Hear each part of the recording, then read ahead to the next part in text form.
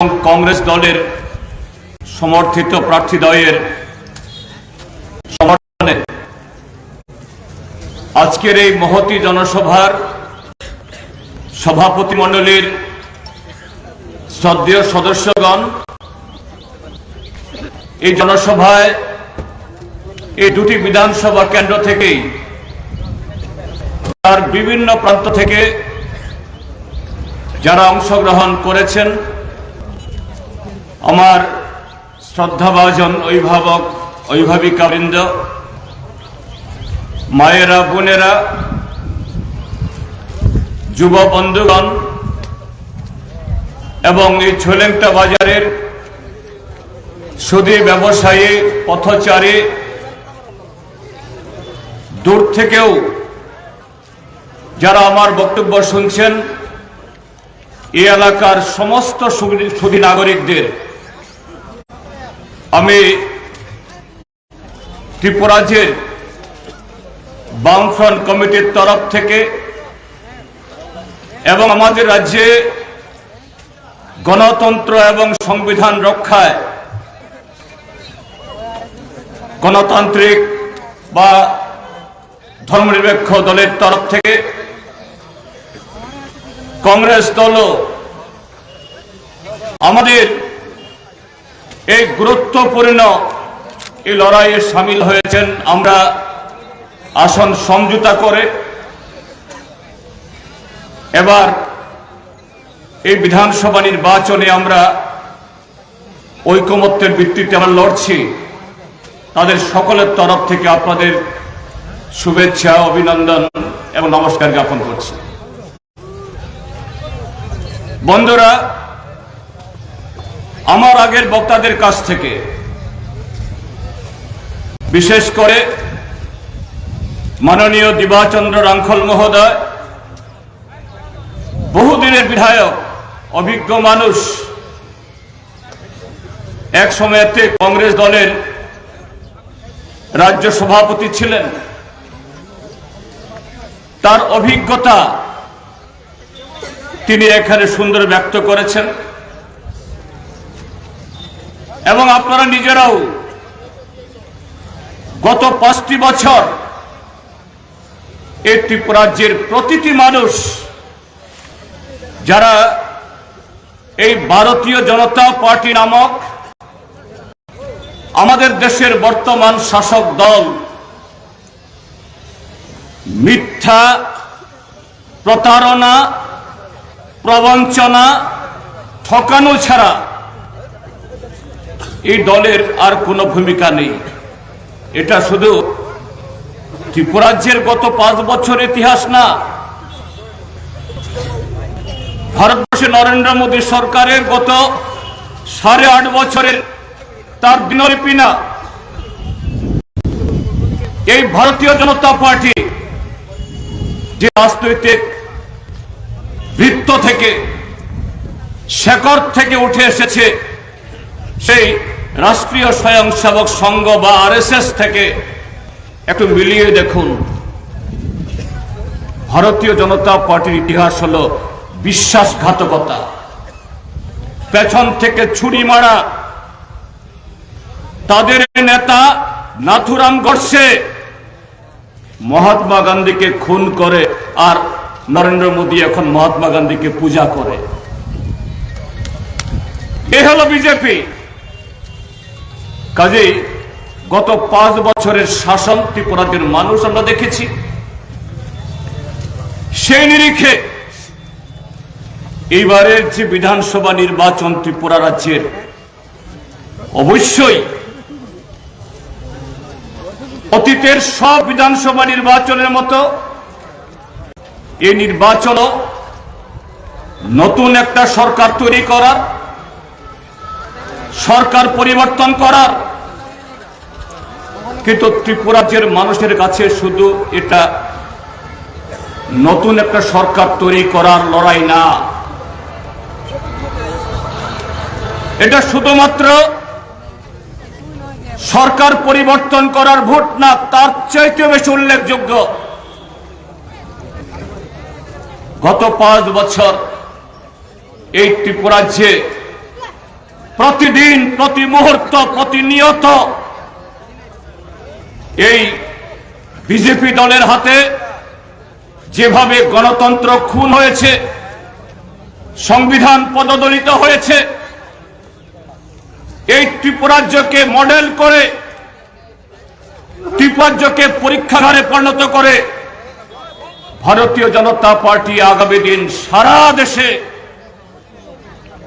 ত্রিপুরাজ্যে যেরকম ভাবে অত্যাচার চালিয়েছে, একদলীয় শাসন কায়েম করেছে, স্বৈরাচারী ব্যবস্থা তৈরি করেছে, সেই চেষ্টাকে প্রতিহত করতে হবে। এই লড়াই শুধু নতুন একটা সরকার তৈরি করা, এই অত্যাচারের দুর্বিনীত সরকার পরিবর্তন করা না। সারা দেশের মানুষ ত্রিপুরার দিকে তাকিয়ে আছে অধীর আগ্রহে। গণতন্ত্র পুনরুদ্ধার করতে হবে, সংবিধানকে সচল করতে হবে। কেন কথাগুলি বলছি বন্ধুরা? ত্রিপুরাজ্যের মানুষ 2018 ইংরেজিতে বিজেপিকে ভোট দিয়েছিল। তারা স্লোগান তুলেছিলেন, সবকা সাথ, সবকা বিকাশ, সবকা বিশ্বাস।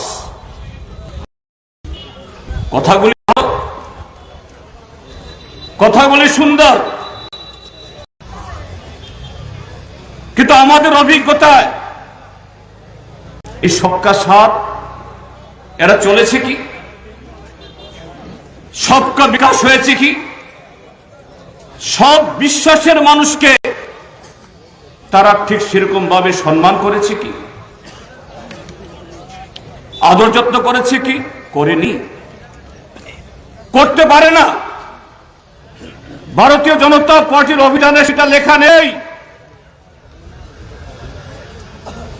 এই ত্রিপুরাজ্যের মানুষকে প্রতারিত করার জন্য, কারণ তারা জানতো 2018-তে ভারতীয় জনতা পার্টিতেও কোনো দিন কোনো এলাকায় রাস্তার জন্য, জলের জন্য, স্কুলের জন্য, ভূমিহীনদের পাট্টার জন্য,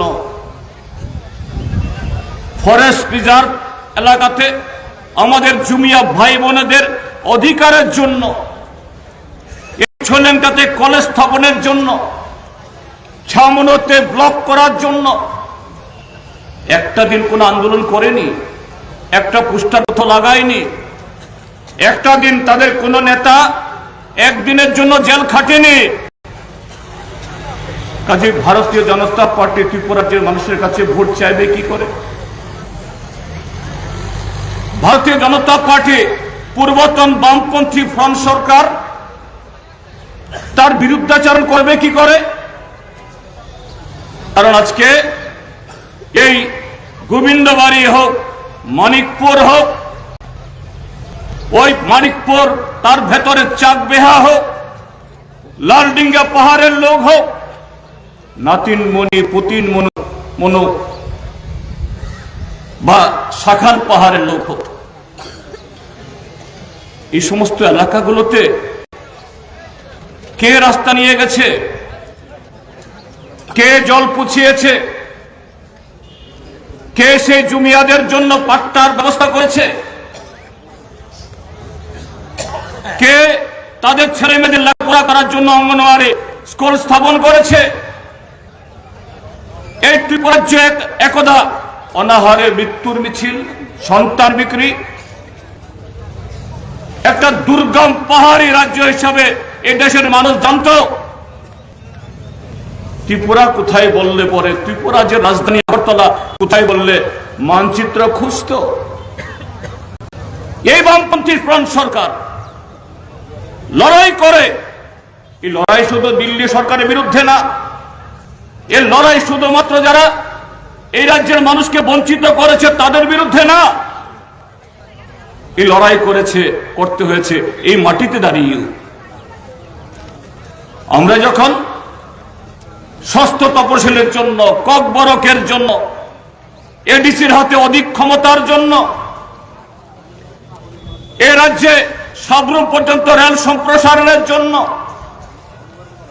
আসাম আগরতলার রোডটিটাকে আরো প্রশস্ত করার জন্য, এই লালডিঙ্গা পাহাড়ের উপর দিয়ে দশটা হয়ে জাম্পুই দিয়ে মিজোরামের উপর রাস্তা নিয়ে যাওয়ার জন্য আমরা লড়াই করেছি, শুধু দিল্লি সরকারের বিরুদ্ধে না, এই ত্রিপুরাজ্যের মধ্যেও এই ছুলাংটাতে, ছামনোতে, মানিকপুরে এখানে একদল সশস্ত্র যুবকদের, এদেরকে ভুল বুঝে, আমি সেই যুবকদের দোষারোপ করি না, তাদের ভুল বুঝিয়ে এদের মাথা নষ্ট করে স্বাধীন ত্রিপুরা করব, এই করব, সেই করব নামে আমাদের এই উন্নয়নমূলক কাজে বারে বারে ব্যাহত করিয়েছে। রাস্তা করতে গিয়ে, বিদ্যুৎ টানতে গিয়ে, ট্রাইবাল ওয়েলফেয়ার, এগ্রিকালচার, পিডব্লিউডির কাজ করতে গিয়ে অপহরণ হয়েছে। এই ছুলেংটার বহু মানুষ খুন হয়েছেন, ছামুনোর মানুষ খুন হয়েছেন, অপহৃত হয়েছেন, লাখ লাখ টাকা তাদের কাছ থেকে অপহরণ বাবদ তারা নিয়ে গেছে। বামফ্রন্ট মাথা নত করেনি, হার মানেনি, কারণ পাশে মানুষ আছে, জনগণ আছে, পাহাড়ি, বাঙালি, হিন্দু, মুসলমান, শিখ, খ্রিস্টান, ত্রিপুরী, চাকমা, মগ, রিয়াং, হালাম, সমস্ত সম্প্রদায়ের মানুষ সত্যিকারের সবকা সাথ, সবকা বিকাশ, সবকা বিশ্বাস। হয়তো স্লোগান আমরা দিই না, বামপন্থী ফ্রন্ট সরকার সেই লক্ষ্য নিয়ে কাজ করেছে। কাজেই 2018 নির্বাচনে নরেন্দ্র মোদীদের, অমিত শাহদের, এ রাজ্যের যেসব বিজেপি নেতা হয়েছিল তাদের বামপন্থী ফ্রন্ট সরকার বিরুদ্ধে কথা বলে ভোট চাইবার সাহস ছিল না। কিন্তু শয়তানের কুবুদ্ধি, সুবুদ্ধি না থাকলেও, ভালো প্রবৃত্তি না থাকলেও মানুষকে ঠকানোর জন্য, বিভ্রান্ত করার জন্য, সাময়িকের জন্য হলেও মানুষের মন কিনে নেওয়ার জন্য হাজারো বুদ্ধি। কি স্লোগান তুললেন? দিল্লির সরকার আর রাজ্যের সরকার যদি এক দলের সরকার হয়, ফাইল চালাচালি করতে হবে না, ইনকিলাব জিন্দাবাদ বা বন্দে মাতরম করে ধর্মঘট করতে হবে না, মিছিল করতে হবে না, দিল্লি গিয়ে পরে থাকতে হবে না, শুধু মোবাইল ফোনে একবার হ্যালো করলে পরে সব চলে আসবে, ডাবল, 3 ডাবল, 4 ডাবল, 5 ডাবল। কি বলল? যদি বিজেপির সরকার হয়, ডাবল ইঞ্জিনের সরকার হবে। পেহেলা মন্ত্রিসভা মানে প্রথম মন্ত্রিসভাতেই 100 দিনের কাজের জায়গাতে 200 দিন, 170 টাকার মজুরে 340 টাকা, 700 টাকার ভাতা 3 গুণ হয়ে 2000 টাকা। প্রথম মন্ত্রিসভাতে প্রথম বছরেই 50,000 যুবক যুবতীর চাকুরির অফার। আর শিক্ষক, কর্মচারী, পুলিশ, টিএসআর তাদের নাকি মানিক সরকার, বাদল চৌধুরী দিল্লি থেকে টাকা নিয়ে এসে এদেরকে নাকি বেতন কম দেয়। প্রথম মন্ত্রিসভাতে তাদের বেতন দ্বিগুণ হয়ে যাবে, 2.5 গুণ হয়ে যাবে। যারা 30,000 টাকা বেতন পান, পরের মাসে তারা 60,000 টাকা করে বেতন পাবেন। আর এই যে অতিরিক্ত 30,000 টাকা, 4 12 48 মাস ইন্টু মানে 30,000 টাকা, 48 মাস হলে প্রায় 10 থেকে 20 লাখ টাকা অতিরিক্ত প্রত্যেকটা ঘরে ঢুকবে। সে অতিরিক্ত টাকা দিয়েই কর্মচারীরা দালান বাড়ি বানাতে পারবেন, মারুতি গাড়ি কিনতে পারবেন, ছেলে মেয়েদেরকে দেশ বিদেশে লেখাপড়া করাতে পারবেন। এই ছিল প্রতিশ্রুতি। ত্রিপুরাকে হীরায় মরিয়ে দেওয়া হবে। ত্রিপুরার কিছু মানুষ তাদেরকে তো বিশ্বাস করে ফেলেছেন, তাদেরকে ভোট দিয়েছেন, নতুবা বিজেপি জিতলো কি করে? যে বিজেপি 2013 সালের ভোটে মাত্র 2% ভোট পেয়েছিল, এরা আইপিএফটি সহ 50% ভোট পেয়ে ফেললো, 48 ভাগ বেড়ে গেল। তাহলে কি করে বাড়লো? লড়াই করে নয়, সংগ্রাম করে নয়, মানুষের সাথে থেকে নয়, শুধু মিথ্যা মিথ্যা এবং মিথ্যার জোরে, প্রতারণার জোরে ত্রিপুরাজ্যের মানুষ গভীর আগ্রহে অপেক্ষা করলেন। হ্যাঁ, এখন ডাবল ইঞ্জিন সরকারের সুখ ভোগ করবেন। এই ছেলেংটা ময়নামা, ছামনু, মানিকপুর তত্তরই এগিয়ে যাবে। আর তার সাথে আরেকটা দল আইপিএফটি। এখন তো আইপিএফটি নাম বললে ডিকশনারি খুঁজতে হবে, কোন সময়ে জন্মেছিল, কোন সময় মরেছিল বলে। তাদেরকে তো বলানো হলো। প্রয়াত এনসি দেববর্মা মহোদয় এবং মেবার কুমার জমাতিয়াকে নরেন্দ্র মোদী, অমিত শাহর ডাইনে বানে বসিয়ে কি বলা হলো? তালদক বিসিং বিজেপি সরকার ফাইকে ত্রিপুরালেন অংশী নাই। ভীষণ ডকুমেন্ট নিয়ে ডাবল কোটা তো নাই না বিজয় এডিসি এলাকা ও ত্রিপুরালেন্ড আবনি সলাই কুবাং কতাল হস্তে কতাল রাজ্য খায়,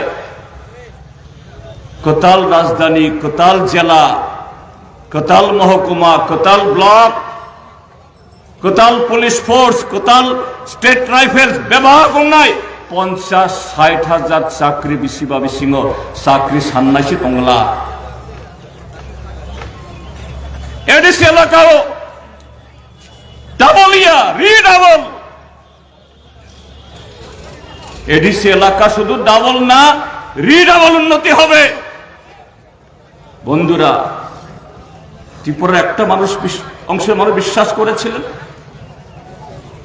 যারা তাদের এই মিষ্টি কথায় বিশ্বাস করে বিজেপিকে ভোট দিয়েছিলেন, আমরা তাদেরকে অপরাধী বলতে রাজি না।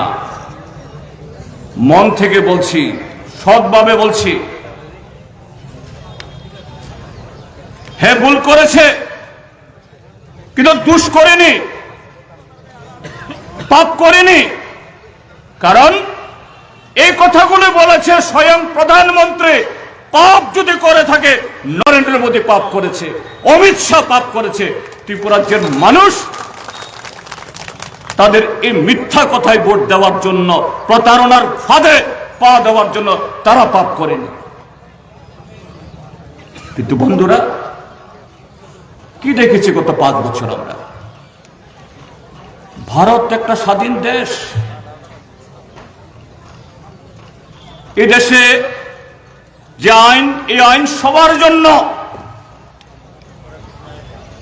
ভিলেজের আইন ভিলেজের হাতে, ভিলেজ কমিটির হাতে, নির্বাচিত সদস্যদের হাতে। বিধানসভার আইন যারা বিধায়ক হন তাদের হাতে। মন্ত্রিসভা, মুখ্যমন্ত্রী থেকে শুরু করে যে কোনো মন্ত্রী আইনের বাইরে তো চলতে পারেন না।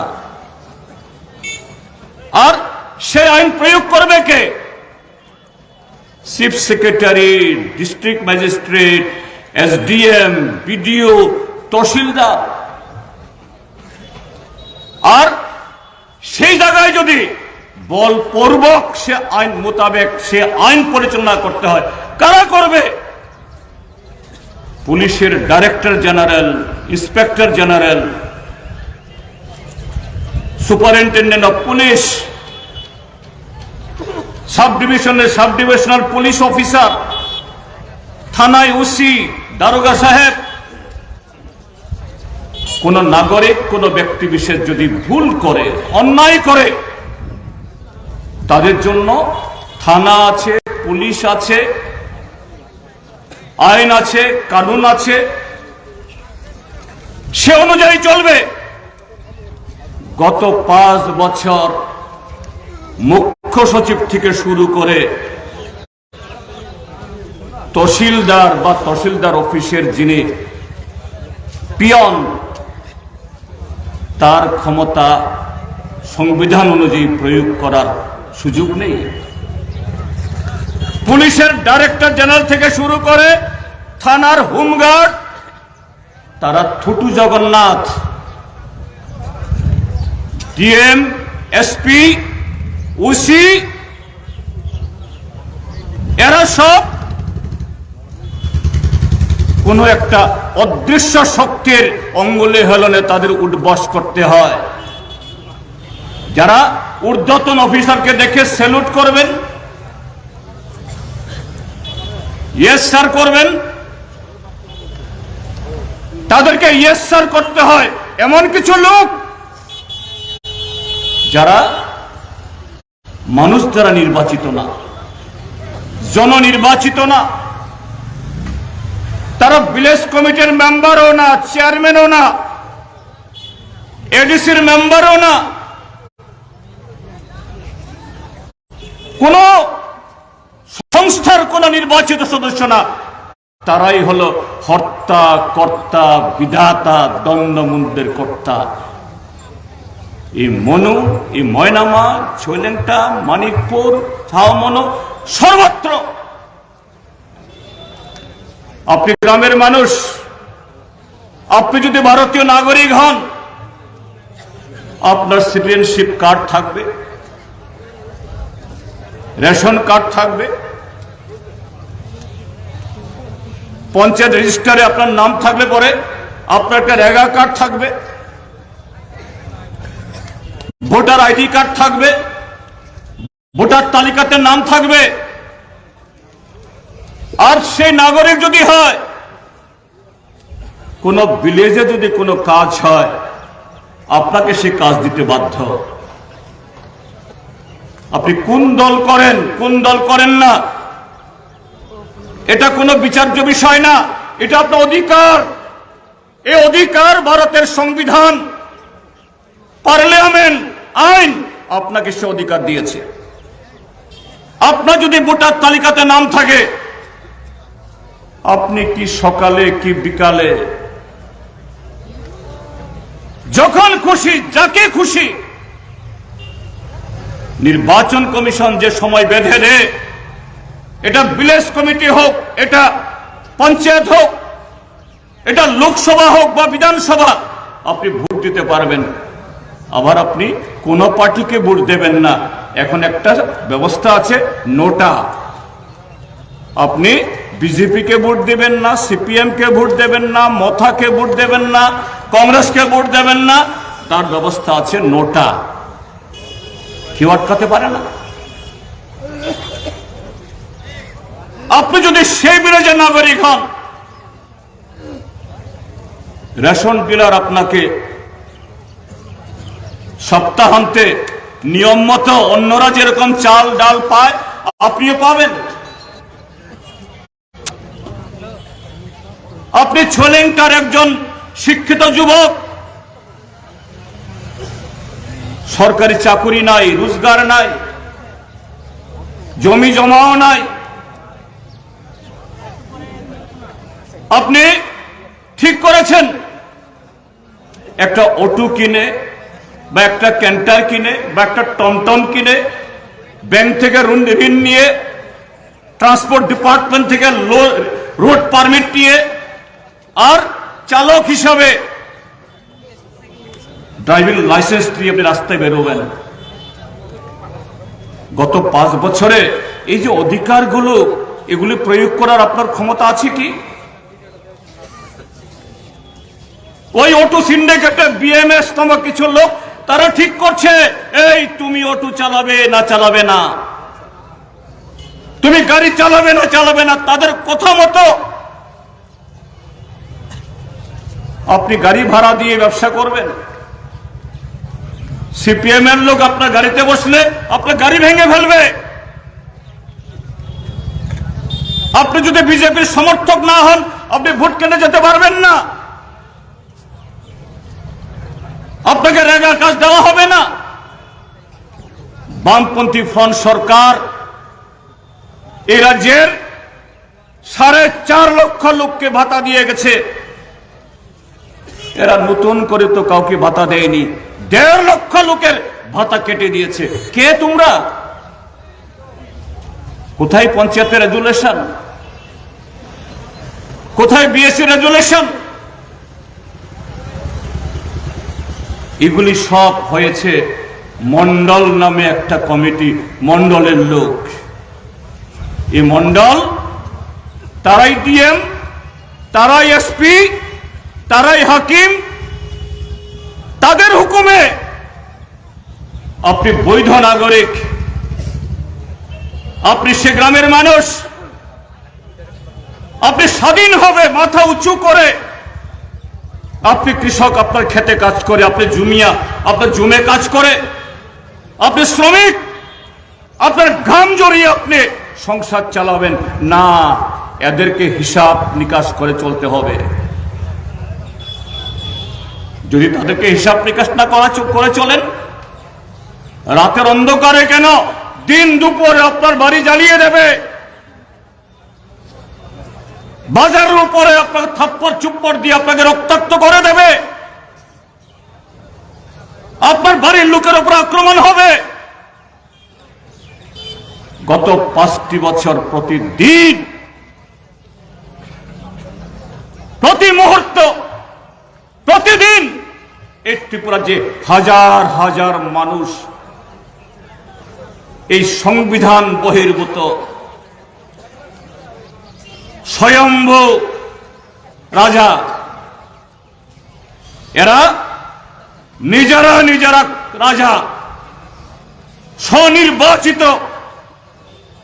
এ রাজ্যের যারা হত্যাকর্তা বিধাতা, এদের হাতে আমার গণতান্ত্রিক অধিকার, সাংবিধানিক অধিকার,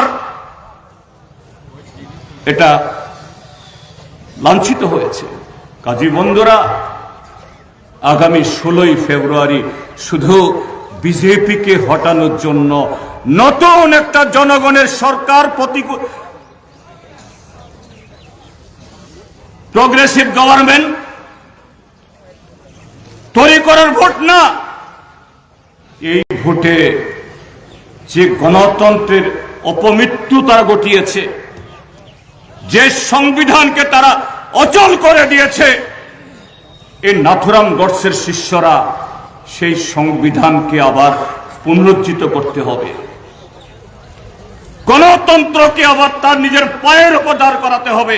তার চ্যালেঞ্জ ত্রিপুরাজ্যের মানুষ সেই চ্যালেঞ্জ গ্রহণ করেছে, এবং সেই চ্যালেঞ্জ গ্রহণ করার জন্য আমরা একা বামপন্থীরা না, আমরা আহ্বান জানিয়েছি সমস্ত ধর্মনিরপেক্ষ গণতান্ত্রিক শক্তি ঐক্যবদ্ধ হোক। আমরা খুশি, আমরা গর্বিত। আমাদের আহ্বানে কংগ্রেস দল, আমাদের মধ্যে নীতিগত ফারাক আছে, থাকবে, কর্মসূচিগত বামপন্থীদের সাথে কংগ্রেসের ফারাক ছিল, আছে, আগামী দিনও থাকবে। কিন্তু গণতন্ত্র না থাকলে, সংবিধান না থাকলে এই ফারাক নিয়ে বিতর্ক কোথায় হবে? যেমন উদাহরণ দিচ্ছি, 1985 ইংরাজি দিল্লিতে কংগ্রেস সরকার, মাননীয় ইন্দিরা গান্ধী প্রধানমন্ত্রী, এই ত্রিপুরাজ্যে প্রয়াত কমরেড নৃপেন চক্রবর্তী, দশরথ দেবের নেতৃত্বে বামপন্থী ফ্রন্ট সরকার। কংগ্রেসের সাথে আমাদের লড়াই আছে। 83 বিধানসভা নির্বাচনে প্রতিদ্বন্দ্বিতা হয়েছে,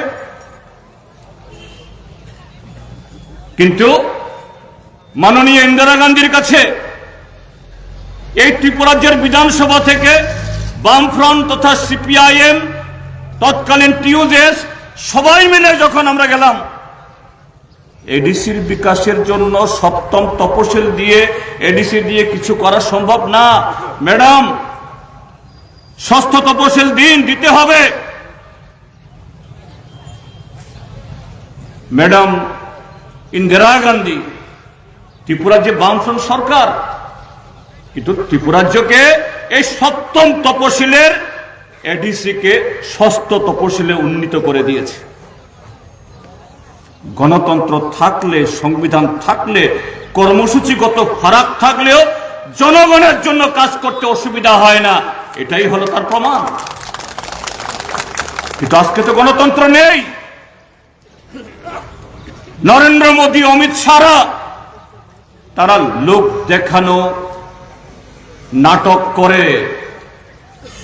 নরেন্দ্র মোদী যখন এমপি হয়ে, প্রধানমন্ত্রী হয়ে পার্লামেন্টে ঢুকেন, পার্লামেন্টের সিঁড়িতে গিয়ে মাথা ঠুকে বলছে গণতন্ত্রের মন্দিরে প্রবেশ করছি। আর গত 8.5 বছর এমন দিন যায় না এই নরেন্দ্র মোদীর নেতৃত্বে আমাদের পার্লামেন্টের ভেতরে ঢুকে পার্লামেন্টের খুঁটি ভাঙা হচ্ছে, পার্লামেন্টকে হেলাফেলা করা হচ্ছে, শ্রমিকের অধিকার কেড়ে নেওয়া হচ্ছে, কৃষকের অধিকার কেড়ে নেওয়া হচ্ছে। ত্রিপুরাজ্যে তো তারা গত 5টা বছর তার পরীক্ষা চালিয়েছে। রাজ্যে গত 5 বছর কে ঠকেনি,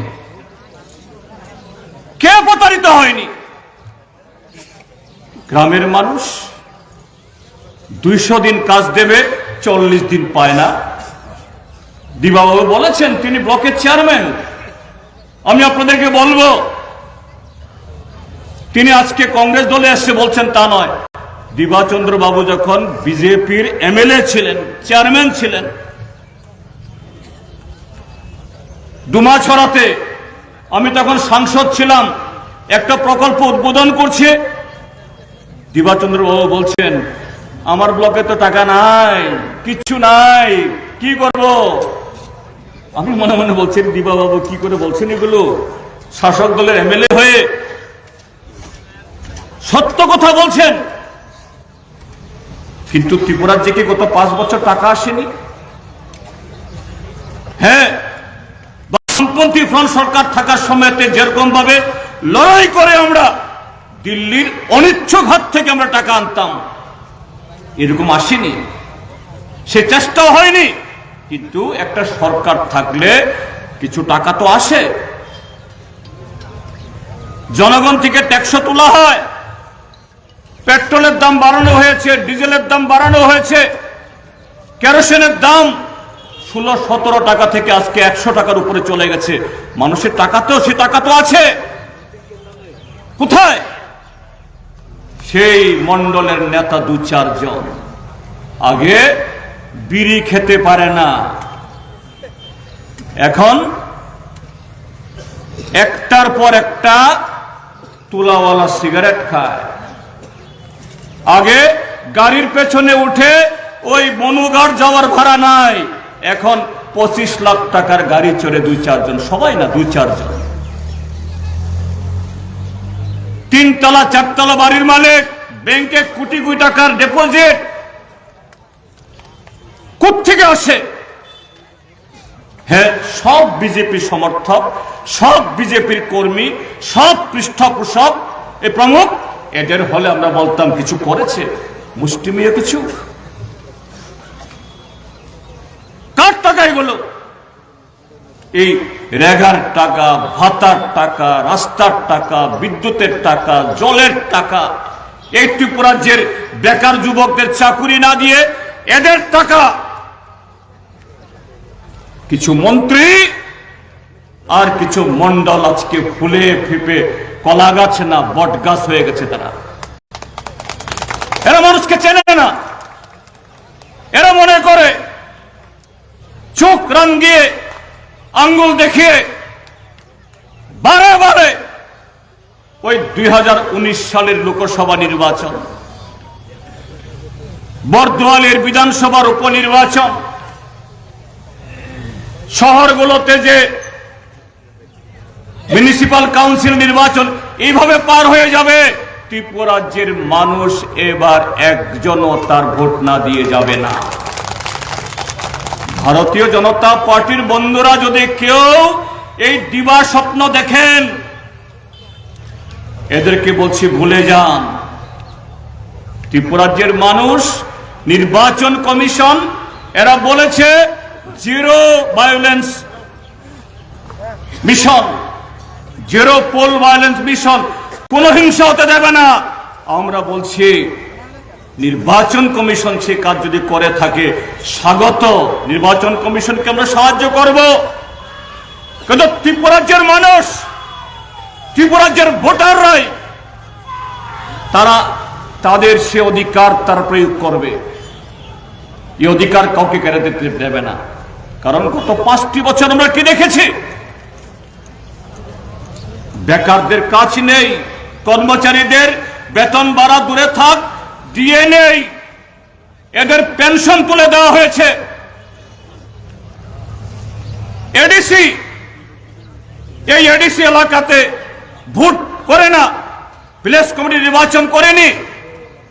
আজকে প্রায় 1.5 বছর, 2 বছর হয়ে গেছে। আমরা বলেছিলাম সেই জায়গাতে ত্রিপুরামথাকেও, ত্রিপুরামথাও আজকে, গতকালও ত্রিপুরামথার মাননীয় চেয়ারম্যান প্রদ্যোৎ মাণিক্য কিশোর মহোদয় তিনি বলেছেন বিজেপি হলো শত্রু। এই বিজেপি মানুষে মানুষে বিভেদ লাগিয়ে, হিন্দু মুসলমানের মধ্যে দাঙ্গা লাগিয়ে সারা দেশে তারা ক্ষমতায় টিকে থাকতে চায়। এ রাজ্যের মধ্যেও পাহাড়ি বাঙালির মধ্যে বিভেদ লাগাতে চায়। এদের বিরুদ্ধে রুখতে হবে। কালো টাকা দিয়ে তারা কিনতে চায়। তারাও বলছেন বিজেপিকে হটাতে হবে। আমরা বলেছিলাম ত্রিপুরামথাকেও আসুন, বামফ্রন্ট এবং কংগ্রেস আমরা সমঝোতা করে আসন ভাগাভাগি করে আমরা ভোট দাঁড়িয়েছি, যাতে কোনো কেন্দ্রে বিজেপির ভোট ভাগাভাগি না হয়। মথার সাথে হয়তো বা আমাদের কর্মসূচিগত ফারাক আছে। মথা স্লোগান তুলছে ত্রিপুরাসাদের ইন্ডিজিনাস পিপলদের তাদের সোশিও ইকোনমিক্যাল কালচারাল আপলিফমেন্ট, তার জন্য তারা কনস্টিটিউশনাল সলিউশন চায়। আমরা সিপিআইএম বামফ্রন্ট বলছি হ্যাঁ, আপনাদের সে দাবির সাথে আমাদের কোনো বিরোধ নেই। উই অলসো ওয়ান্ট ত্রিপুরাসা ইন্ডিজিনাস পিপল বা ট্রাইবেলদের এদের পশ্চাৎপদতা ঘোচানোর জন্য দিল্লি সরকারকে সংবিধান সংশোধন করে এডিসির হাতে আরো ক্ষমতা দিতে হবে। একটা বিল আটকে আছে গত 5 বছর, কিছুই করেনি। শুধু একটা জায়গাতে আমরা বলে ত্রিপুরামথা সে দাবি আমরা সমর্থন করি না, সেটা হলো territorial disintegration of the state. এই ছোট্ট ত্রিপুরাজ্য, এটা বিরোধিতার জন্য বিরোধিতা করি না, তার পেছনে যুক্তি আছে, লজিক আছে, বাস্তবতা আছে। এই ত্রিপুরাজ্যকে, এই ছোট্ট ত্রিপুরাজ্য, যে কোনো লোক ত্রিপুরাজ্যের ম্যাপ দেখেন, এডিসি এলাকা সব জেলার মধ্যে বিস্তৃত। ত্রিপুরাজ্যের বেশিরভাগ যে রেভিনিউ ভিলেজ, মৌজা, সমস্ত মহকুমাতে বিস্তৃত। এইভাবে যদি এডিসিকে নিয়ে আরেকটা রাজ্য করতে হয়, কত টুকরা হবে? কোন জায়গা দিয়ে সে একটা রাস্তা যাবে? কিভাবে ট্যাক্স কালেকশন হবে? কিভাবে বাজার নিয়ন্ত্রণ হবে? কিভাবে প্রশাসন চলবে? এটা তো রোগী জটিল রোগ হলে পরে অপারেশন করে শরীরের কোনো খারাপ জিনিস কেটে ফেলে রোগী বাঁচানোর জন্য কিছু বাইপাস সার্জারি হয়, কিন্তু এই সার্জারি হলে তো রোগী মারা যাবে। কাজে ত্রিপুরাজ্যের মধ্যে সেরকম ভাবে আলাদা রাজ্য সম্ভব না। এটা ত্রিপুরামথা চাইছে বলে আমরা বিরোধিতা করছি না, কিন্তু তার বাইরে আর্থ সামাজিক সাংস্কৃতিক ভাষাগত বিকাশের জন্য তীব্রমথা যা যা চায় আমরা তার চেয়ে বেশি চাই। এটা ভিক্ষা করলে দিল্লির কোন সরকার দেবে না, লড়াই করে আনতে হয়। ষষ্ঠ তপশিল লড়াই করে এসেছে, ককবরক লড়াই করে স্বীকৃতি পেয়েছে। এডিসি এলাকার আজকে যা উন্নয়ন সব লড়াই করা হয়েছে, লড়াই ছাড়া এগুলো কিচ্ছু হয়নি। আমরা তীব্রমথাকে এখনো বলছি, হ্যাঁ এখন আর নমিনেশন কারো উইথড্র করার সুযোগ নাই, কারণ প্রার্থীরা সব দাঁড়িয়ে গেছে, শেষ দিন চলে গেছে। কিন্তু এখনো কিছু কিছু সিটে যদি আগামী দিন যে প্রার্থীর জেতার উজ্জ্বল সম্ভাবনা আমরা সবাই মিলে যদি বলি যে না তাকেই ভোট দিন, বিজেপিকে একেবারে শূন্য করে দেওয়া যাবে। এখনো তীব্রমথাকে আমরা সে আহ্বান জানাচ্ছি এই জনসভা থেকে, আসুন।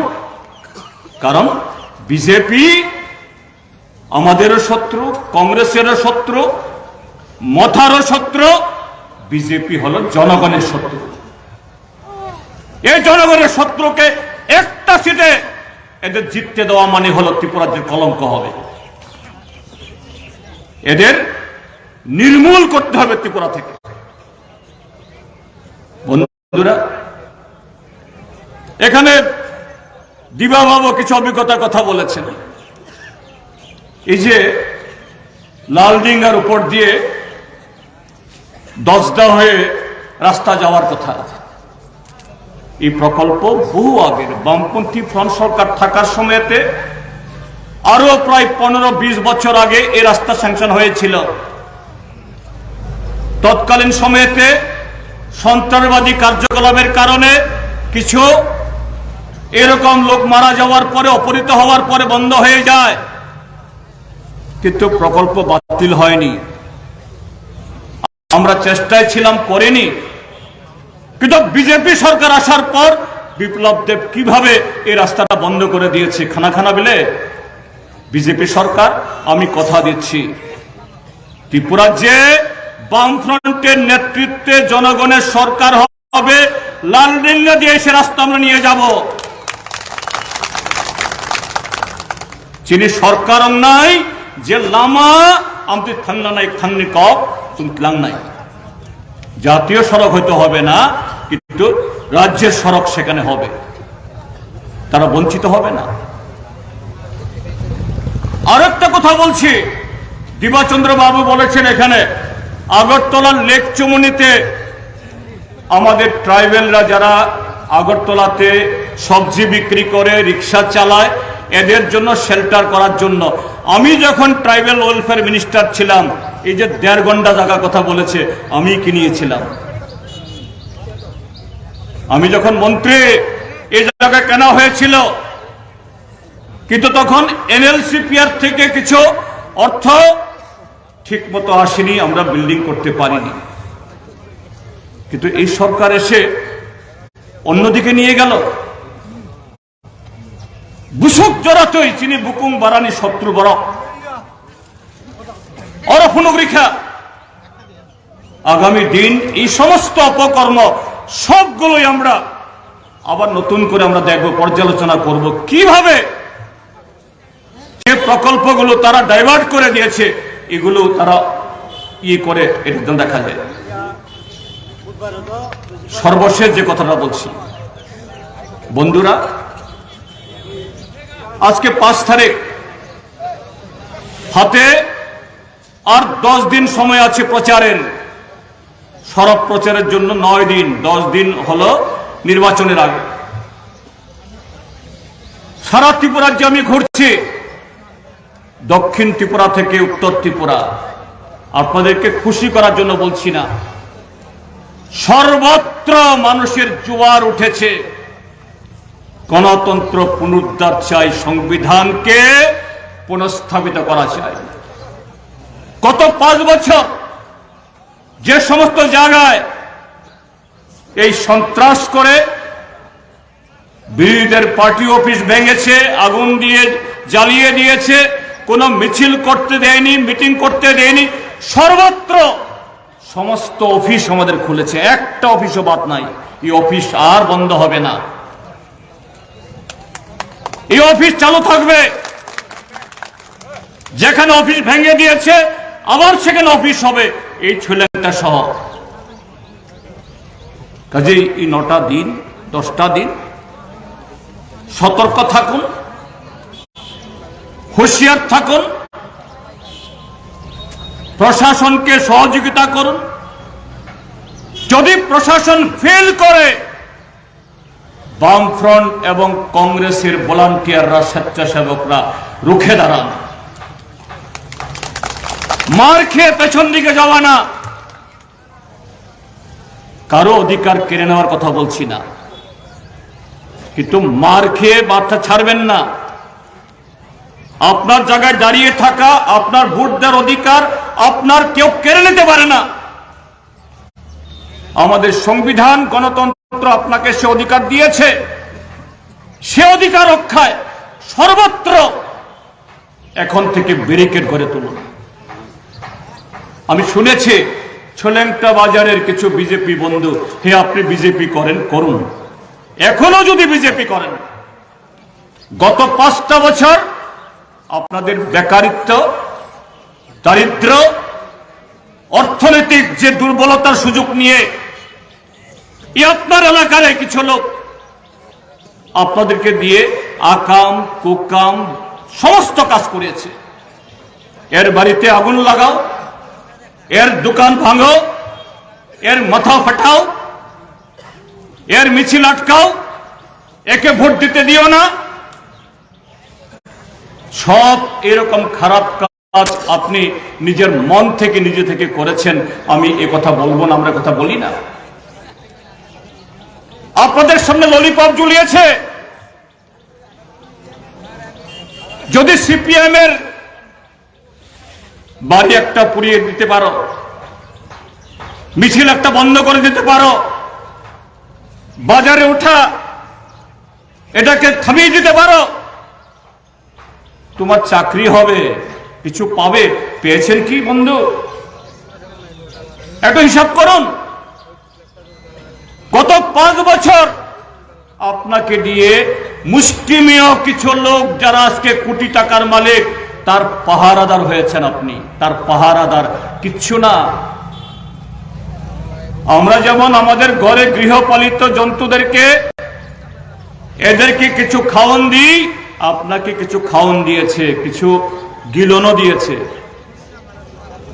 2-4 দিন আপনি কিছু গিলেছেন, আপনি খেয়েছেন, আপনি একটু ফুর্তি করেছেন, কিন্তু আপনার বাড়ির মানুষ কিন্তু পায়নি সেগুলো।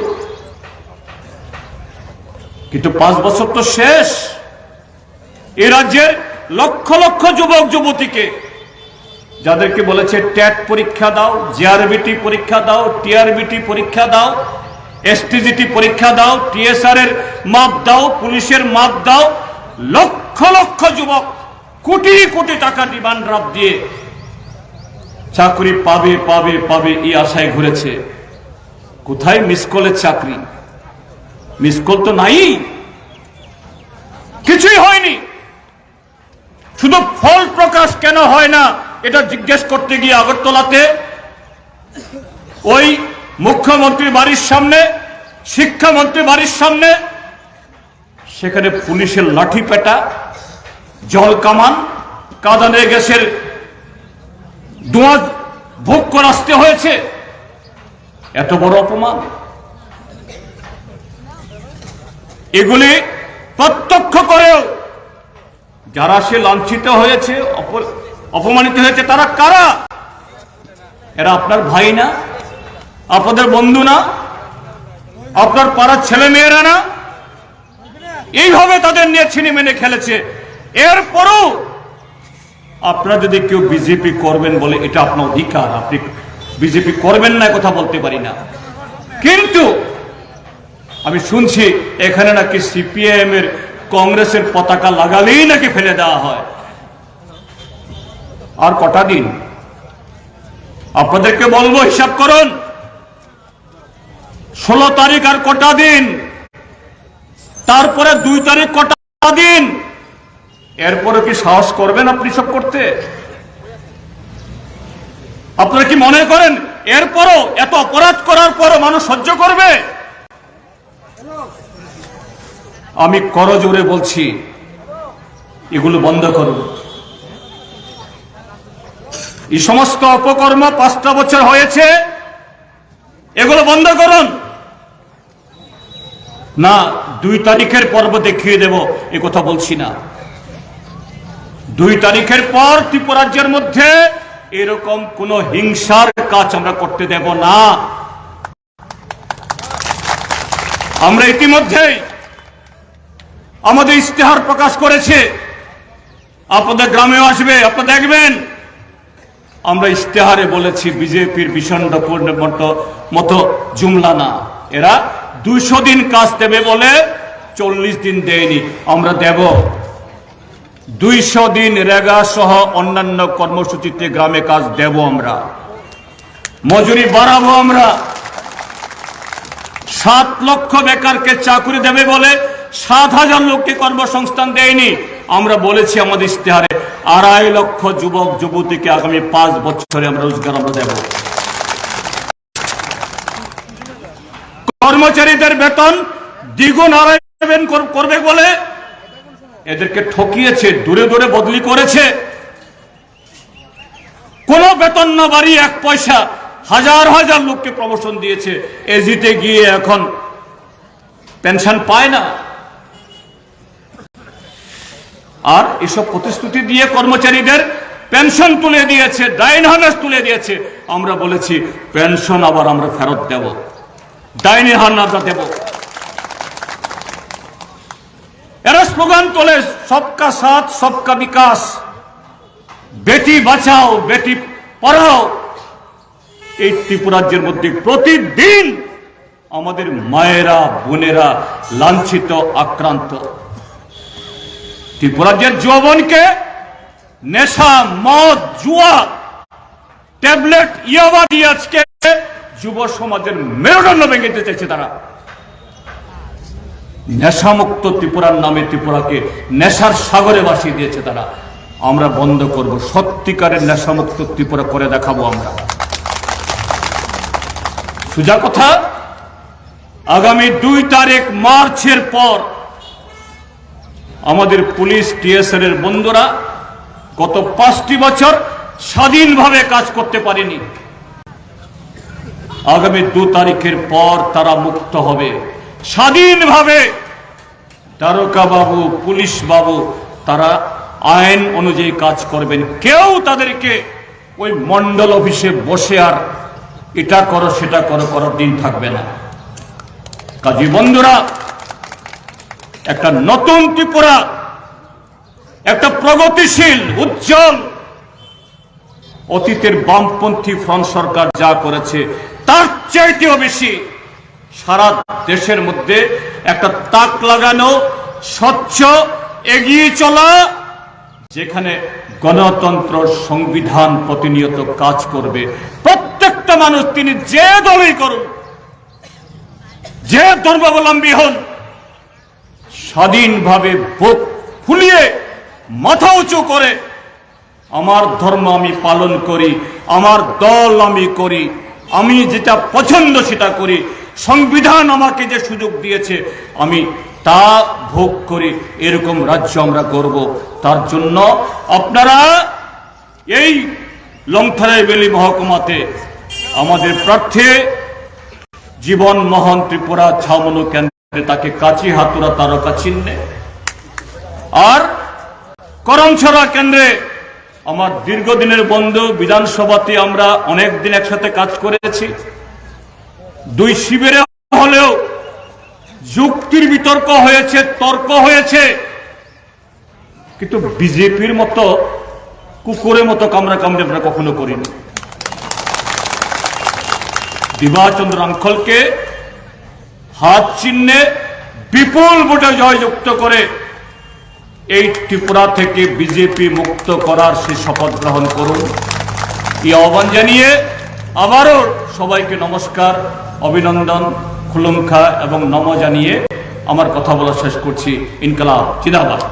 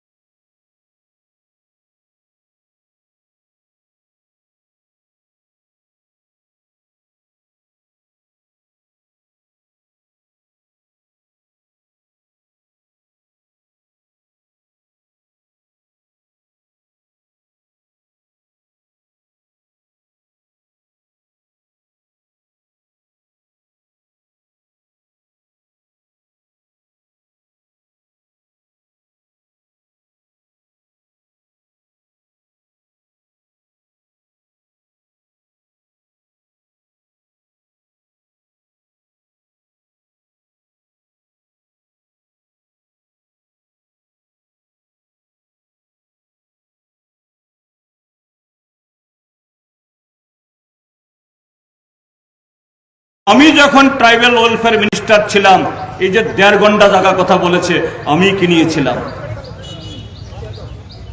আমি যখন মন্ত্রী, এই জায়গা কেনা হয়েছিল, কিন্তু তখন এনএলসিপিআর থেকে কিছু অর্থ ঠিক মতো আসেনি, আমরা বিল্ডিং করতে পারিনি। কিন্তু এই সরকার এসে